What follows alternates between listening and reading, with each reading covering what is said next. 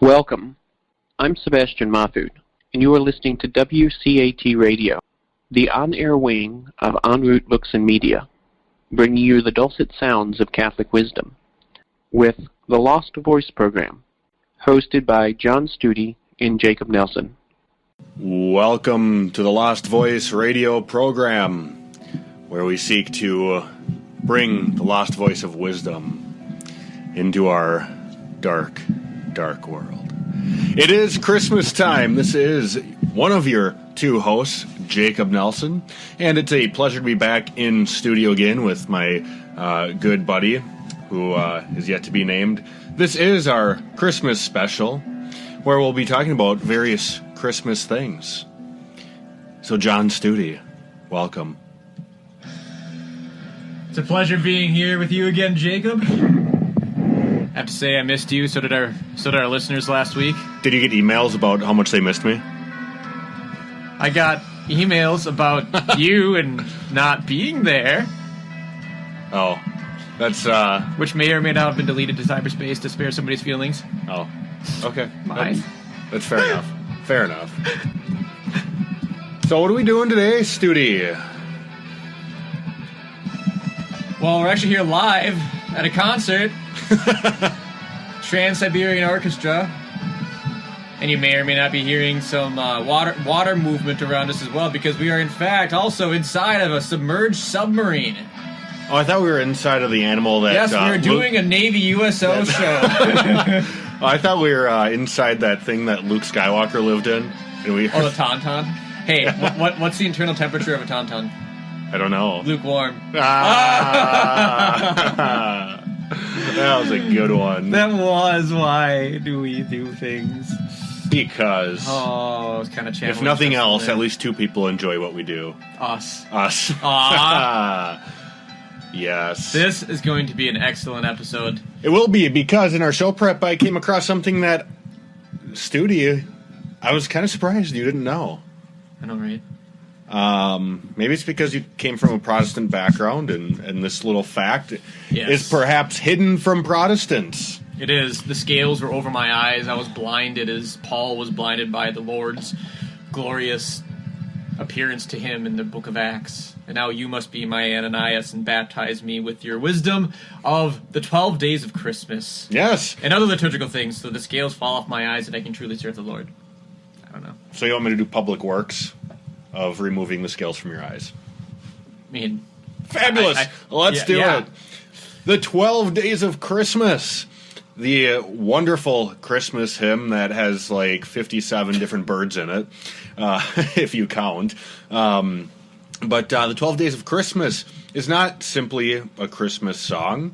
It is catechesis, and specifically catechesis for Catholics during the persecution of the Church in England after the Protestant Revolt.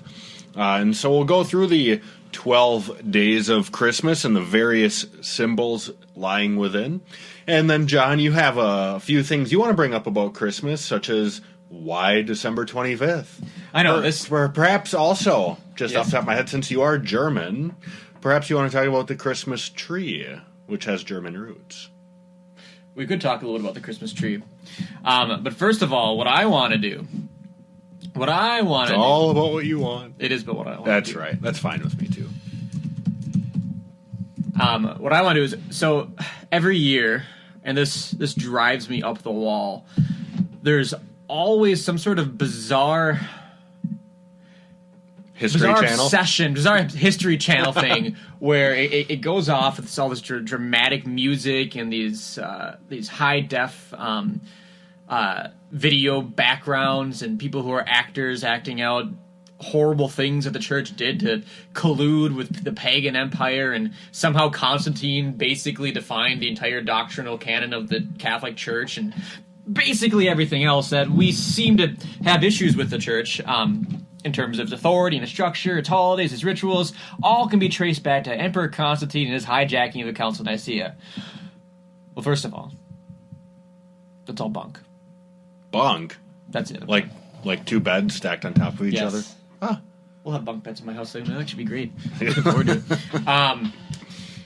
Anyway, the reason why I say this, okay, I bought into this for a long time. I was a Messianic Jew for about 3 years, and this was something that I was heavily obsessed with. Whether it was Christmas or Easter were the two big ones, Right. I had a very strong conviction that they were pagan in origin, and that true Christians need to reject these practices in favor of readopting the old Jewish traditions. But I've come to find out, after actually reading the documents from the Council of Nicaea itself, and the canons, Where St. Nick was. where Saint Nick Yeah. was. The legendary story that we might be able to talk about a little bit later here it's not recorded at the Council of Nicaea. It's recorded elsewhere many years later. But at the Council of Nicaea, what's really interesting is Emperor Constantine tries to hijack it, and the bishops basically tell him to shut up and sit down because this isn't his authority.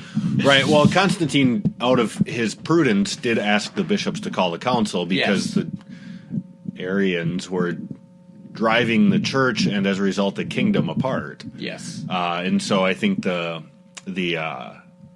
emperor had good cause to ask for the council to be called, but he himself didn't call it. He worked with the bishops to call it, and then the bishop said, "We will do this. Now go back home. Yeah. We got it from here." This is our business. And, Yeah. and what's interesting is even the Council of Nicaea adopted the Orthodox position, which is the Trinitarian position regarding Christ being consubstantial with the Father, not being of like substance.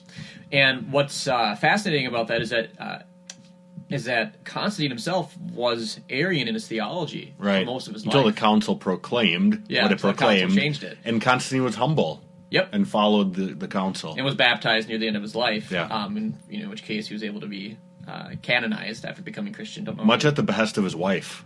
Oh, I didn't know that. Yeah, I believe it was his wife that really helped him, aided him in conversion. Oh, okay. Yes. I thought it was his mother. I thought it was his wife. That's fine. Maybe it was both. Could have been. All I know is that without my wife and without my mother, I would be an absolutely lost individual. So it was probably both. Kind of like St. Augustine, except he never got married. Oh, that's true. I know, poor lady.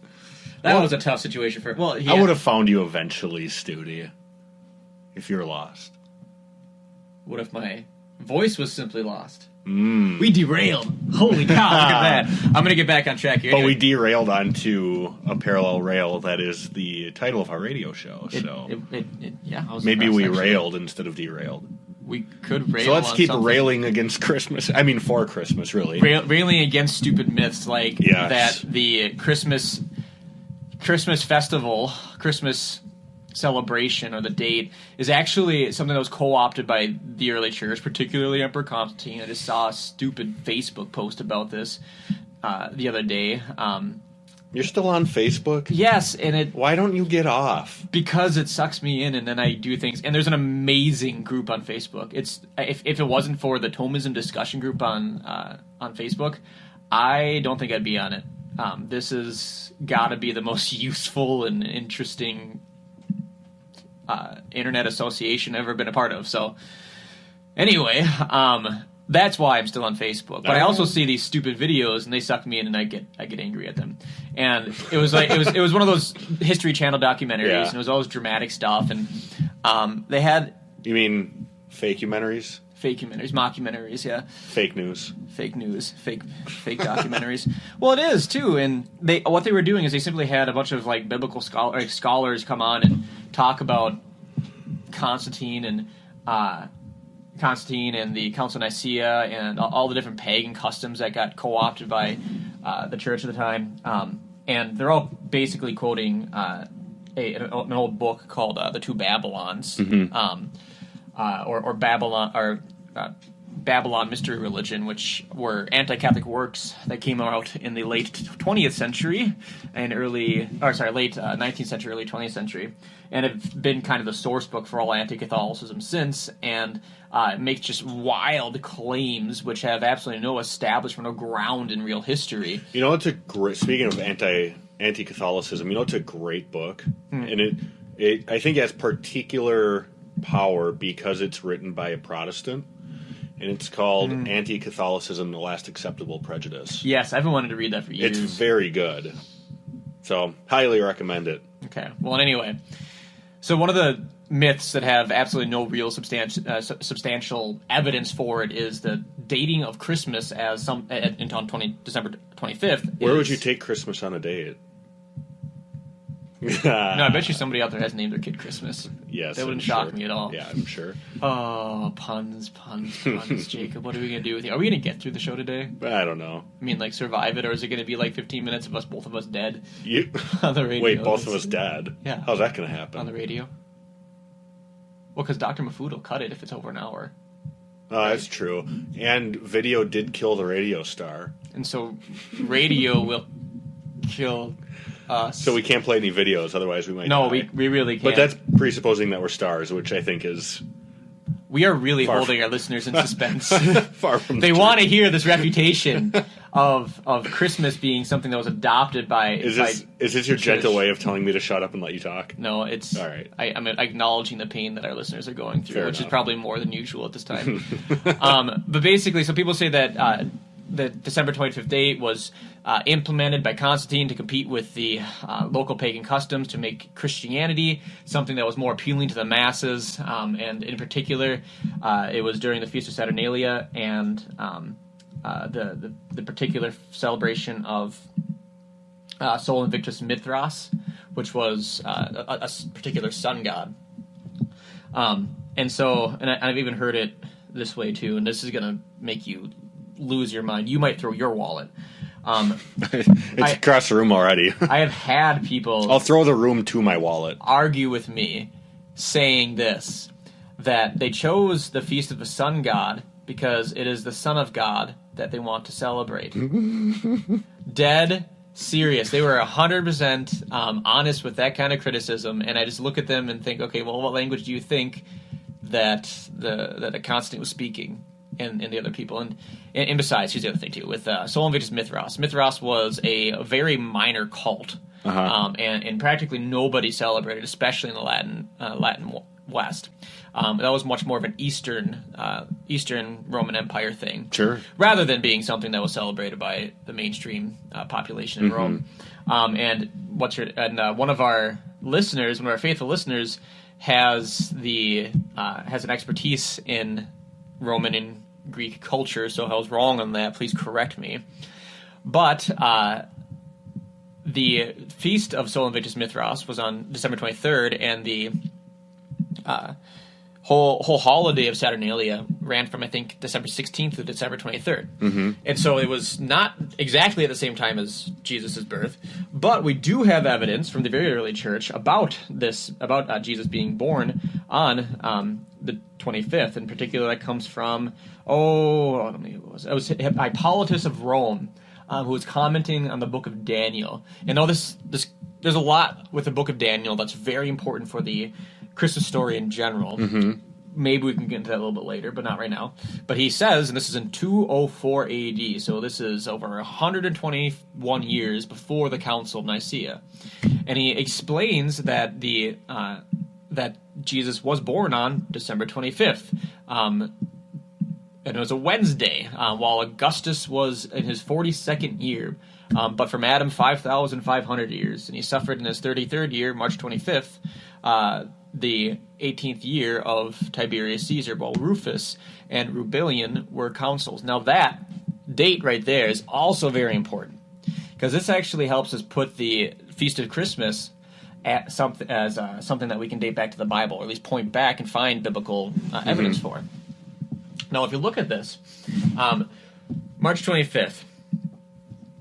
Let's talk about Christmas in general. So, what do we hear about first? We have Zechariah, who has the angel announce the birth, or foretell the coming of John the Baptist and his wife Elizabeth, and then after that, the angels come to Mary, and then we have that's the incarnation. And then we have the angels appearing to the shepherds, and then the wise men showing up, and all that kind of stuff. So all these things are actually interrelated. Now, in particular, the two things that I want to look at here are the relationship between the announcement from Gabriel to Zechariah and the Annunciation to Mary from Gabriel. And now, when Gabriel speaks to Zechariah, Zechariah is actually in the temple, and he's offering up prayers on behalf of Israel. And the early church, as well as some contextual evidence here, don't want to spend too much time on it, actually tells us this is actually occurring on the Feast of the Atonement, Yom Kippur, which would usually occur between late September and late October. And if we take the late October date, which I think makes sense in light of some early Christian traditions, and we look forward a little bit further here to Luke 1:26, where it says, in the 6th month, that is the 6th month after Gabriel appeared to Zechariah, the angel Gabriel was sent from God to a city of Galilee named Nazareth, to a virgin betrothed whose name was Joseph, and of the house of David, and the virgin's name was Mary. And he says, "Hail, full of grace." And so in here, what we have 6 months since Zechariah's encounter with Gabriel in the temple on the Feast of the Atonement. Take 6 months from mid to late October. What do you get? You get mid to late March. Correct. Take 9 months from March. What do you get? December. You get mid to late December. Just like our good old Christmas tale. And I think there's something very interesting here, too, with Hippolytus putting the date of Christ's death and his incarnation on the same day. There's a certain amount of fittingness to it.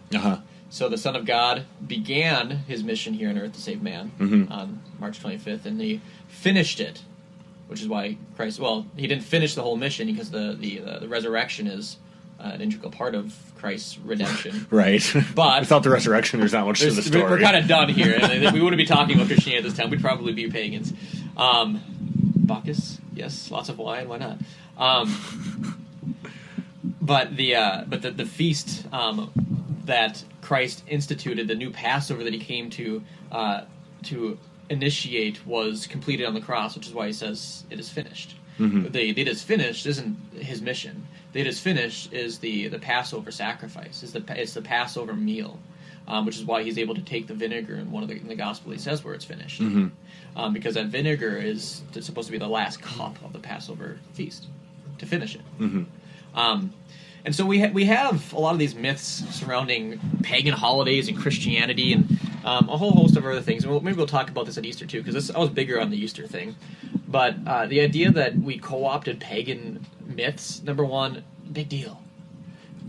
How many of you listeners are wearing a wedding ring?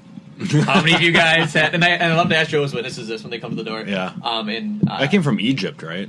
I believe the Egyptians understood or thought that the left ring finger had a nerve that connected to the heart.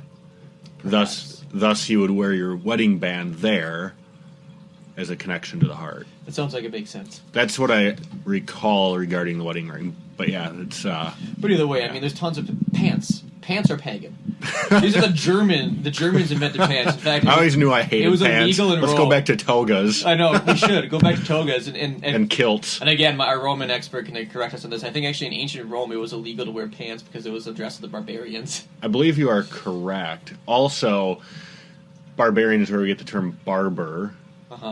Because they were bearded. They were bearded. Yes. So I'm a barbarian. Flowers in weddings. Pagan. So we should go back to using rice in weddings so birds explode. I mean, if that's your motivation, Jake, I'm not sure if our associations... Yes. But yes. Veil. This one's funny. Go for it. And bad. Actually, it's Jewish. It's a Jewish root. You know where this is from? So when Jacob agreed with Laban about marrying Rachel, he tricked her. He tricked him. And Laban tricked Jacob. Laban tricked Jacob, and instead gave him Leah. And Princess Leia? Yeah. That sounds like a good deal. I mean, she's kind of like a princess if he's like the patriarch of the family or something. Yeah. Which he was, Laban. That was. Right. But, so Rachel is described in the Bible as beautiful and incredible and just an altogether perfectly desirable woman. Uh-huh. Leah, on the other hand, it says she had weak eyes. It's a bit more homely. A bit more homely. And the word, you know what Leah means in Hebrew? No. Her dad, Leah means cow. So she was named Cow and was weak on the eye. It was weak in the eyes, and so that's kind of like terrible. I know, it's horrible. It's such a tough thing to. How would you name your daughter that? That's Laban is a terrible father. Well, and she was the older daughter too, right? And so she had to get married off first, and right. he may have had a hard time finding somebody to actually take her. So he had to he wanted more work out of Jacob too. Right. Yeah. Co-opted Jacob. He totally messed with him. Jacob got. I mean, I do understand that people named Jacob have wonderful work ethics and accomplish tremendous things. They really have the greatest. They make the greatest deals. Some of the greatest deals the world has ever seen. Tremendous work.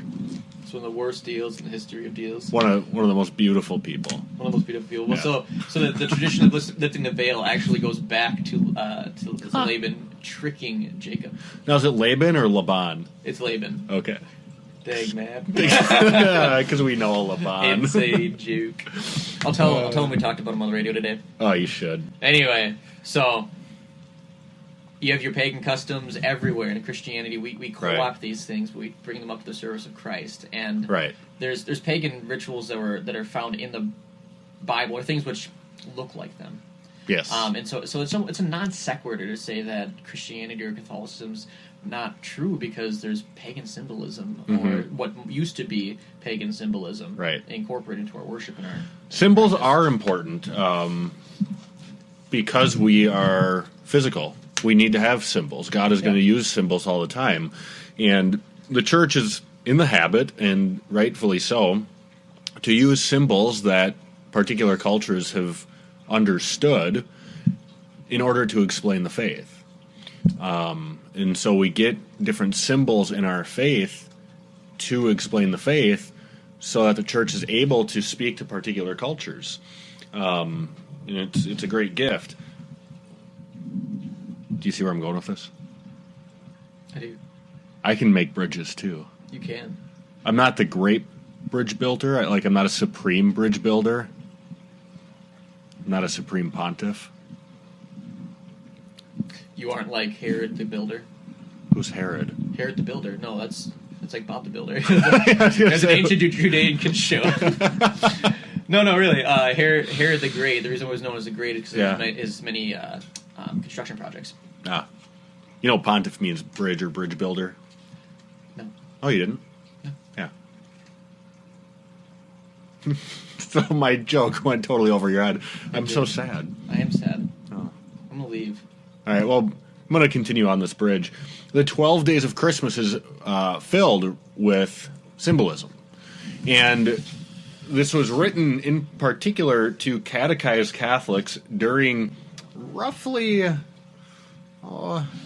270 years of persecution of Protestants against Catholics, killing them in England.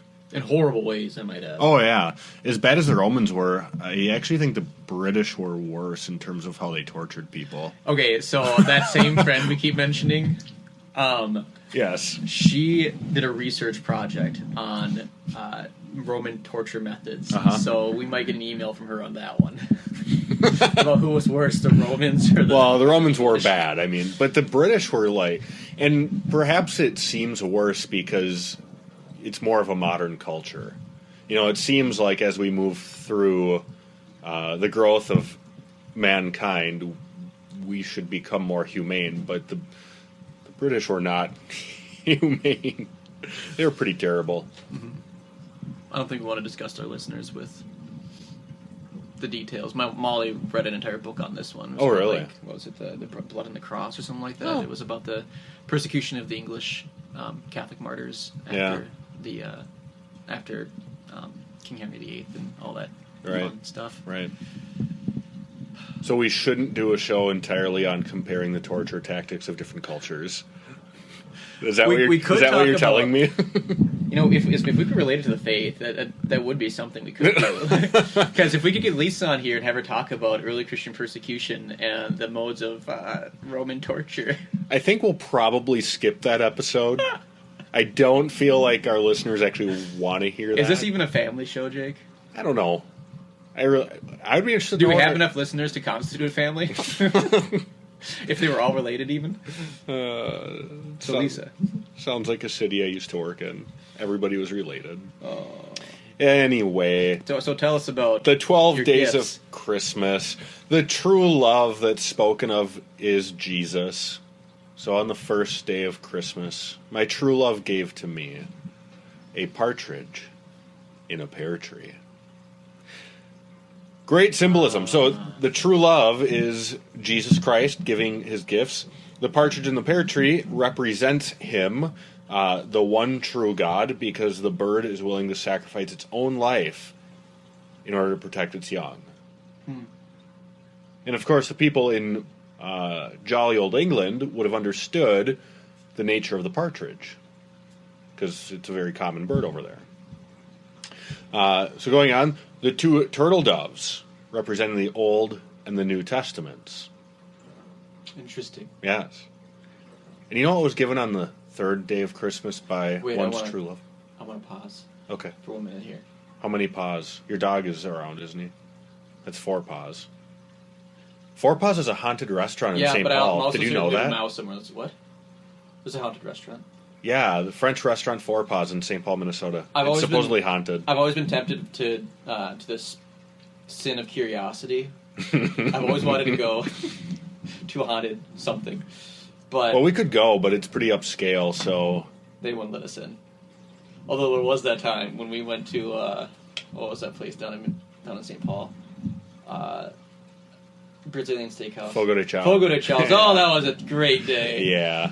We should do that again. But anyway, so I don't know if this was a part of the catechesis, but when you talk about two turtle doves, if we're talking about the church possibly here, which I think we can, you have the old Israel, which represents the old covenant, Old Testament. And moves slowly like a turtle. It moves slowly like a turtle. I don't know. I'm making connections here that probably aren't there. But anyway, so the turtle, the dove was what was released by Noah to bring back the olive branch of peace between man and God. Yeah. And so when you have the second turtle, or turtle dove, or maybe it was a turtle, released, we're talking about the peace between man and God, which was brought to us by Christ in the sacrifice. Right. So, and the ark, which saves humanity in the Old Testament, is, the Ark of the Covenant.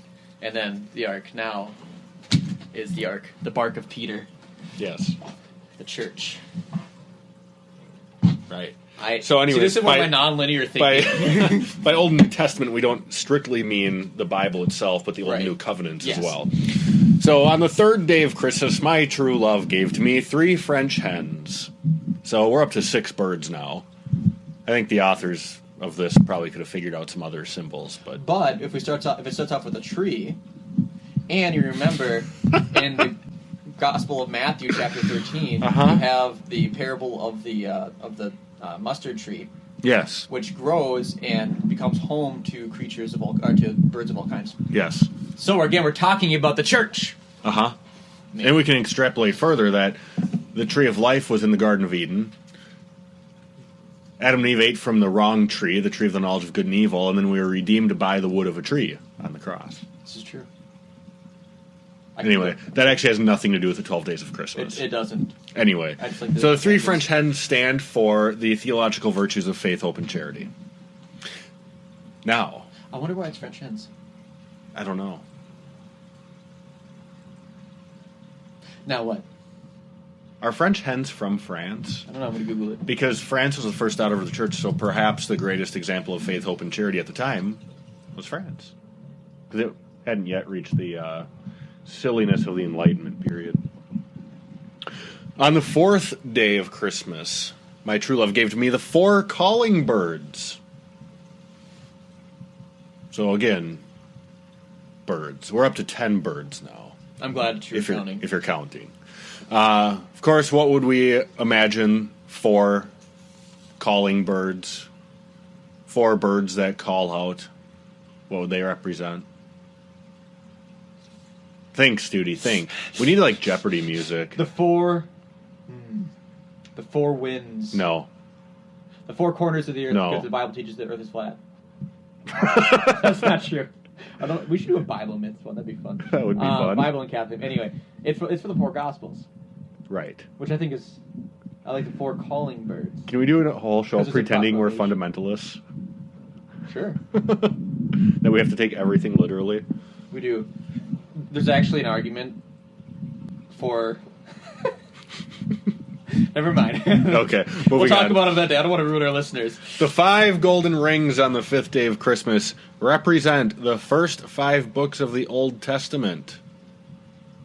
And there's one ring to rule them all.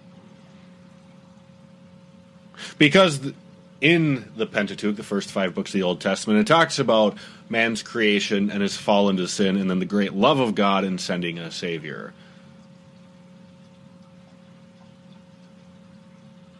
So, That's all we got for the 5. Yeah, that's the 5 golden rings. Yeah. That we all pause. 5 golden rings. I really wish I could cut that last bit of singing.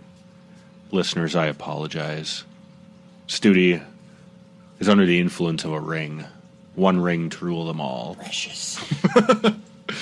All right, the 6th day of Christmas, we have 6 geese a-laying. Now, I really don't know where this one's going. Really? 6 geese laying. So, a goose laying an egg. Are you saying like Would our show is like where we've laid a big egg? Pretty much every show is us laying an egg. But this means something different. If we have 6 geese a-laying, Okay. and they're laying eggs, Okay. what comes forth from an egg? Almonds. True. That's exactly what we're talking about. Life. So the 6 geese a-laying. 6 days of creation. Yes, 6 days of creation. Very good. We're going to turn this into a trivia show. Let's see if Studi can get more.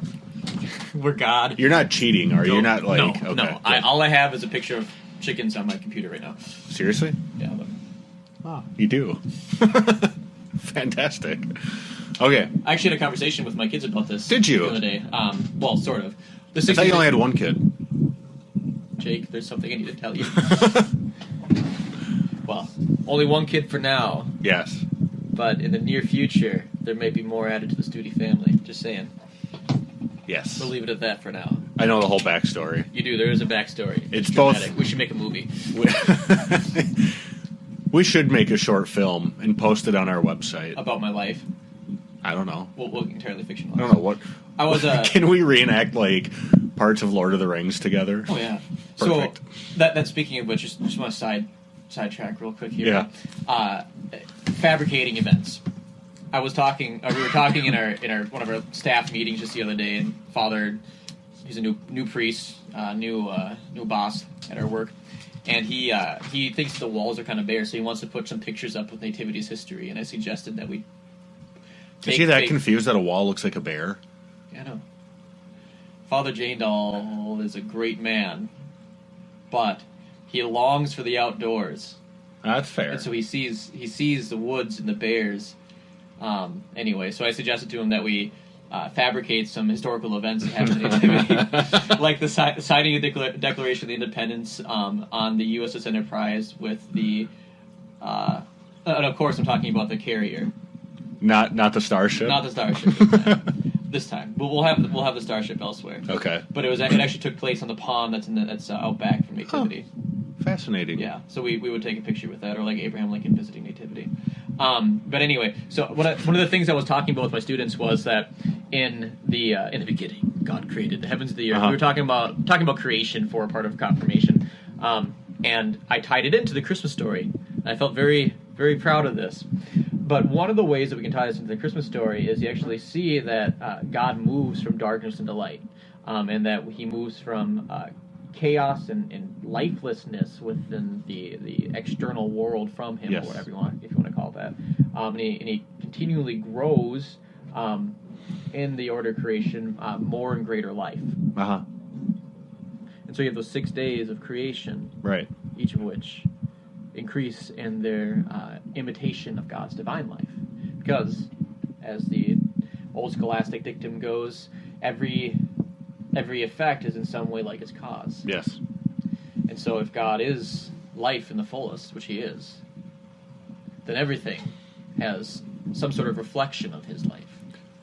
So flowing That's not from entirely true. 6 Because rocks aren't alive. Right. Yes. So flowing from this, what day were angels created on? Did we ever do a show on this one? We did not do a show on it, But have but you it done took this? like a week of us It was debating, so and we irritating. never actually came to a solid conclusion. Oh no, let's do a show on that one. We should. We should. We could do it after Christmas. Okay. So 6 geese a laying, 6 days of creation, 7 swans a swimming. Studi. What are the 7 swans a swimming? By the way, we are. Let's see, we're 23 birds now. 23 birds. That escalated quickly. 7 swans a swimming. Only thing I can think of would be the 7 sacraments or the 7 covenants. Neither of which would be what's claimed here. I do think the 7 sacraments would probably be fitting, but the claim is neither one of those. Can I phone a friend? Yeah, Hold on. just in case you listeners aren't aware of what phone a friend is referencing. Who Wants to Be a Millionaire? Hey, I got a phone call. Hello, this is Jacob. Hey Jake, this is really important. Yes. I'm on a game show right now, Okay. and I'm trying to figure out what catechetical usage the church during the persecution Studio, you have 10 seconds. in England used for the Uh-huh. 7 swans swimming. Yes. What was it? It's a really easy answer, and Johnny ran out of time. Why do we do what we do? Give me a 50-50. Well, it's neither one of those. Can you ask the audience? Audience, let's see if Lisa on.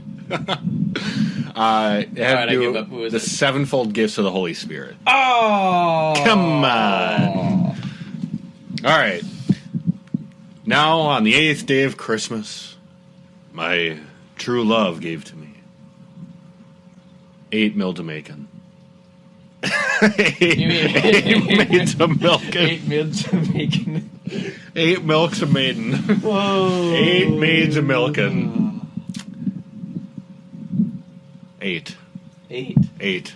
8. You see, my problem is I get stuck so much into like biblical numerology. Yeah. And so I think of the 8th day, which is going to be That's an Isaiah. That's New creation. right?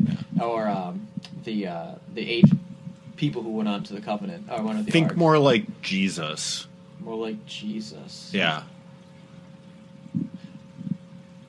Jesus once gave a sermon, perhaps Oh, on the a mount. Beatitudes. 8 Beatitudes. There you go.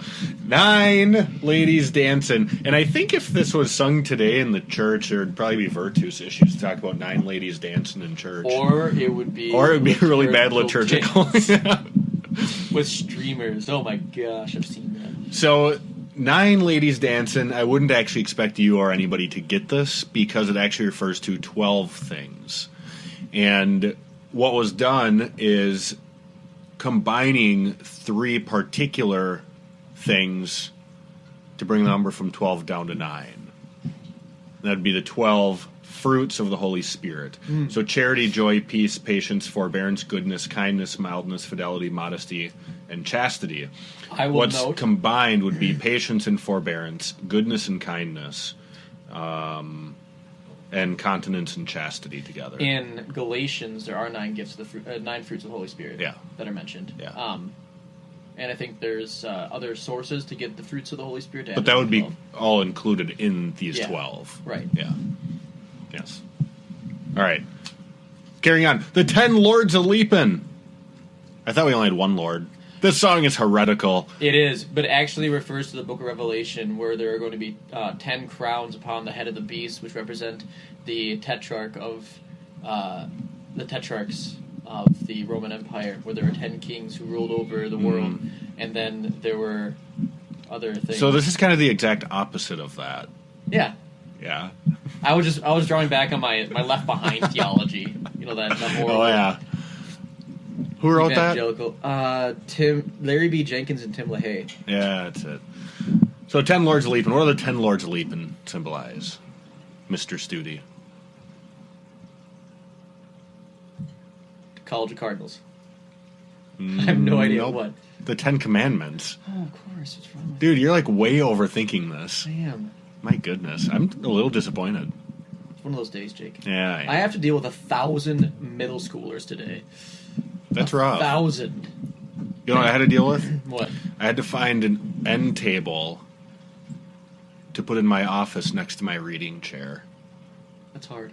It was. I went into the catacombs of the church, found nothing.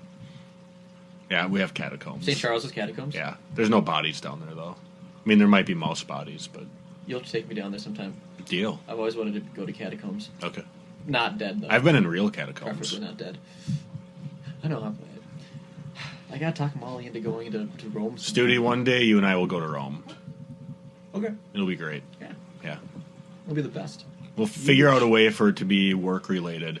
Maybe we could broadcast live from Rome, and WCAT Radio could sponsor the trip. Dr. Mahfoud, if you're listening. We have a request. Yes.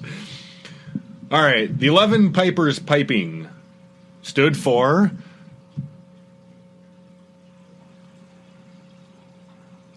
The 11 disciples who were alive after Judas died. Yes.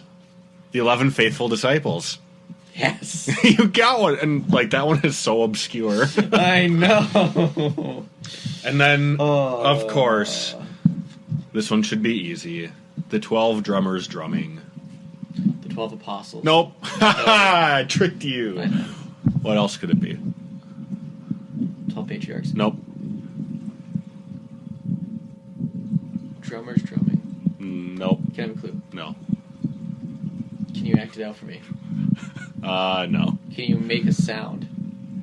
Oh, you want one related? One related Oh, to the... no, I can't, no. No, you can't do that. 12 drummers drumming. Why am I on the receiving end of this? Because you didn't know about it before. I'm trying to learn you, Studi. You're never going to learn me. Oh my gosh. Sorry. Something horrible just came up on Facebook. You mean Facebook? Yes. 12. Am I overthinking it? I don't know. Because I'm thinking of the 12 stones of... the band? No, well, that, yes, at the River Jordan. Uh-huh. That was left behind by the people of Israel. Yeah, nope, that wasn't it. No. The 12 names on the heaven. No. Credo in unum Deum. Oh, 12 Articles of the Creed. Yes. 12 points of belief in the Apostles' Creed. Sorry, I said that very quickly. So, in any case, there we have the 12 days of Christmas. Oh, why did you show me that? Next week. Next week. We have a very controversial issue next week to talk about. And then you'll also hear one of Studi's crazy theories that actually makes sense according to people I'm talking about. Yes. All right, so the 12 days of Christmas, we have the partridge in the pear tree, which represents Jesus himself, who's willing to lay his life down like a partridge would. The two turtle doves representing the Old and New Covenants, or Testaments. The three French hens, which represent faith, hope, and love. The four calling birds would be the four Gospels, Matthew, Mark, Luke, and John. 5 golden rings would represent the Pentateuch of the Old Testament. The 6 geese a laying, 6 days of creation. 7 swans a swimming would be the 7 gifts of the Holy Spirit, which are given at confirmation. The 8 maids a milking, or the 8 beatitudes. 9 ladies dancing are the 9/12 fruits of the Holy Spirit. 10 lords leaping, 10 commandments. 11 pipers piping were the 11 faithful apostles. And the 12 drummers drumming symbolize the 12 points of belief in the Apostles' Creed. Studi, your turn to do things. How much time do we have? We have 16 minutes. Oh my gosh, I thought we were done. No. Well, Jacob, there's been something I want to talk to you about. Uh-oh. And I figure the best way to do this... Is this an intervention? It is. Okay. Cool. Actually. Cool. So we had a conference just the other day. Well, actually, it was a couple months ago. For the new youth ministers in this diocese. And believe it or not, and I think this is just an unjust use of the time on behalf of the organizers. The primary talks aren't about how. Oh this is yeah, going to destroy you. I skipped that conference. Did you? Yeah, I was gonna go, and then I decided I didn't want to because it sounded terrible. Yeah, I think Not terrible. I was not excited about the speakers. One in particular. I don't remember who was there. But There are two speakers, right? yeah, usually two or three. Are we talking about the same conference? I think Yeah, so. the New Youth Ministries Conference. Maybe that's not the one. I'm not talking about the gathering. No, not that either. I think I'm thinking of a slightly different conference. Carry on, and then I'll reconcile my thoughts with yours. Carry on my way. Oh, great song. I know, right? I love that song. We're gonna go on to that song, aren't we? Should we? Be fitting for our Christmas special. Carry on, my wayward son. Yeah. Why would Anyways. that be fitting for our Christmas special? I don't know. Just because we're talking about it? Yes. Okay. Anyway, but there's a new youth ministry orientation every year here in the Archdiocese of St. Paul, Minneapolis, and this is the song that we sing to them as they leave. Because all youth ministers are wayward. We might as well be heard. We are in many ways, though. I mean, youth ministers tend to take approaches to faith formation and work in parish life that's very different from many of the other ways. In the By the office. way, can I just interject one thing here since we're listening to Kansas? Not the state, the band. Do I have your permission? Yeah, go ahead. My son loves classic rock. Oh, really? 4 months old. Favorite band is Creedence Clearwater Revival. I could not be a prouder papa. And see, I love my son, I really do, and I love my wife, but I'm not sure how I feel about the fact that she got him hooked on K-pop. Korean pop music. Oh my gosh, yeah, I wish I had a... So That's okay, someday. the other day, he was like angry about everything, would not smile, laugh, nothing. I think we were in the car, and I played his favorite song. Which is? It's a good tune by Mr. John Fogerty, lead of Creedence, and it's called Center Field. Do you know that song? Are you? You do. He loves this song. Does it put me and Coach Yeah. on a play today? Yeah. He started like smiling and laughing and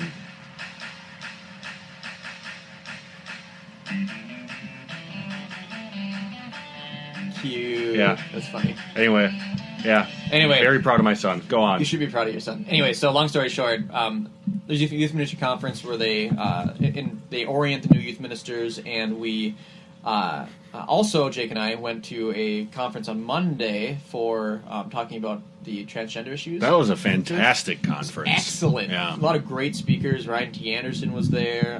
Dr. Deborah Savage. Who was the guy who used to be a transgender? I forget his name. That's okay. We'll find But out. he gave his own story of he actually went through hormone therapy and a physical operation to quote unquote change his gender, and then he basically turned his life back to Christ and had the reversal surgery, and he was a very influential man in engineering and aerospace. Like he's very intelligent man, Mm-hmm. but yeah, it was very fascinating. Then he actually ended up getting married too. He's been married for 20 years now, actually, to Yeah. a woman. Yep. He recovered from his dysphoria. Yeah. But after lunch time, about right, we went up and we got to sit down with some other youth ministers. Yep. And Bill Dill, who's the what does he do now? It changes like every week, I swear. No, But he's it doesn't. like He's been the same hold thing on. for ages. He's our archdiocese. He's marriage prep and yeah. youth ministry events coordinator. Yep. Anyway, he does Great guy. He does. Oh, fantastic guy. And anyway, so we went upstairs and he wanted to get the opinion of the youth ministers who were there. And Jake and I heard youth ministers talk about how it's extremely difficult to engage kids these days on these issues, and that not a whole lot's working. And what Jake and I offered was the Socratic method, the Socratic dialogue technique that we've been honing over the last few years. Jake a little bit longer than I have been, and we proposed it as basically the best way to go about talking about these issues. And honestly, the only way in our culture. Yeah, it really is the only way. And there's a number of reasons for that. I think one of the deepest ones, and this is something I had thought of as I was giving my talk yesterday, because I eventually then sat down with a follow-up meeting to the youth ministry orientation and talked to some of the people who ran it and told them about the Socratic method and taught them how to do it and gave a little packet on it. But one of the things I thought of as one of the reasons why it's so important in our culture is because right now we have this idea that we define our own truth, or like you hear people live your own truth. Mm-hmm. You know, where we're the source, we're the principle, we're the fountain of the reality of the world around us, rather than the reality of the world around us. You know, instilling or presenting a truth to us. And so what Socratic method does, at least one of the things that it does, is it makes it so that the person who you're arguing with, or you're dialoguing with, rather, comes to the right conclusion, or comes to a conclusion which is more in line or more friendly to the church, or more in line or friendly to the truth itself. Sure. And so the truth itself becomes their own truth, not in the sense of they are the ones who are deciding it, but rather that they're the ones who they can feel now as if they can assent to it on their own, from their own reasoning, Yes. their own power of intellect, instead of it being dictated to them. Yeah. Exactly. And so I would like to continue that conversation, but we only have 7 minutes left, and we still haven't gotten to some of the Christmas symbols that you wanted to, such as a Christmas tree and something else. That's okay. I think I just want to... It's our Christmas special. It is our Christmas special. All right. You know what's really interesting? In Europe. By the way, Socratic dialogue. I want to do a show. I want to do a series on this. Yeah. So we can make a little thing for people. Let's do it. We'll move on, though. In Europe, one thing that they do that's different than here in the U.S. is they actually don't give presents until January 6th. The Feast of the Epiphany. Yes. Why do you think that is? I imagine because that's when the gifts were given to baby Jesus. Yes!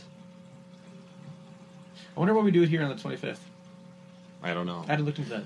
Possibly because culturally we give gifts on our birthday, not True. days later. And this is how I've been explaining it to Michael, is that this is Jesus' birthday. December is... Yeah. And that's not a bad thing to give gifts on No, absolutely not. I mean, Christmas Day. I suggested to some of the parents that I work with at a parish to not give gifts, or all the gifts on Christmas Day, but string them out and drive their kids nuts. Double or bonus. if you happen to live in a house with a fireplace, Yeah. wrap a bunch of empty boxes, and then whenever your kids act up, kick one of them into the fireplace. Yeah. Someday.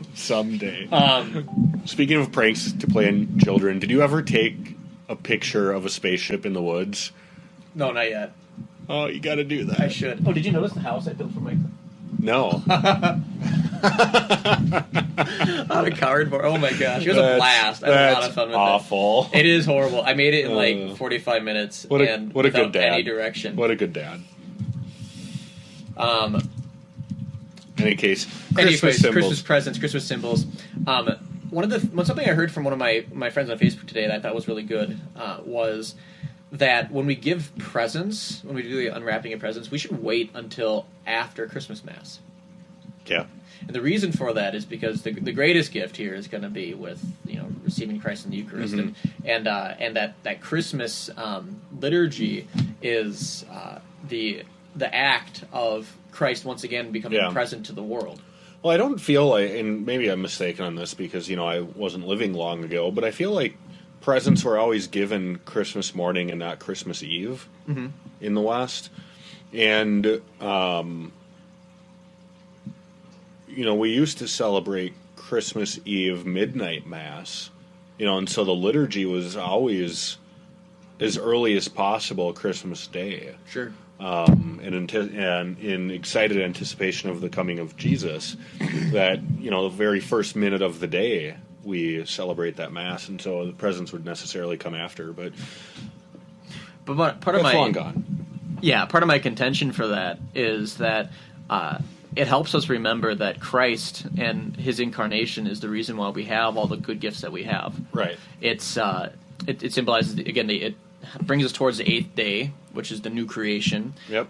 It helps us remember that God is the source of all of our life and our goodness, and that, again, we would have nothing without him. Right. And so I like the idea of waiting until after we receive Eucharist, or at least go to Christmas Mass, in order to actually get our presents. Yeah. What do you want for Christmas, Jake? A beer. Okay. I want a respectable briefcase. Ah. Yeah. Wanted one for a while. I could just go for a nice, tall, icy glass of tap beer with maybe some fries. Have you ever had... I don't know if it was a Summit or a Liney's. It was a. Well, I don't like either. I know. It was a vanilla Ugh. porter. Oh, no thanks. Oh, it was delicious. You put cinnamon around the rim too. I drink real. It was a Christmas drink. I drink real beer. A porter is a real beer. That's dark.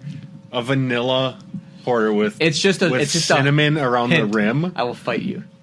You're also the same guy that when we've gone out in the past, I would order a beer and you'd order a daiquiri. I did not get a daiquiri. One. You got like the girliest drink you could get. I got a Cosmo, which is really girly, but it's also really strong. So. Oh my goodness! It's like 7 shots of liquor. Those were the days. Those were the days. I mostly drink beer now. Christmas tree. Do I have to talk about the Christmas tree? I know why you don't want to, because you gave me the deer in the headlights look. No, actually, when I said it was from Germany. Well, it is from Germany. When I was in my Messianic Jewish phase, yes, there was a passage from Jeremiah 10, okay, which talked about how the Egyptians would decorate their trees. Oh man. With gold and silver decorations. Uh-huh. Okay. And, of course,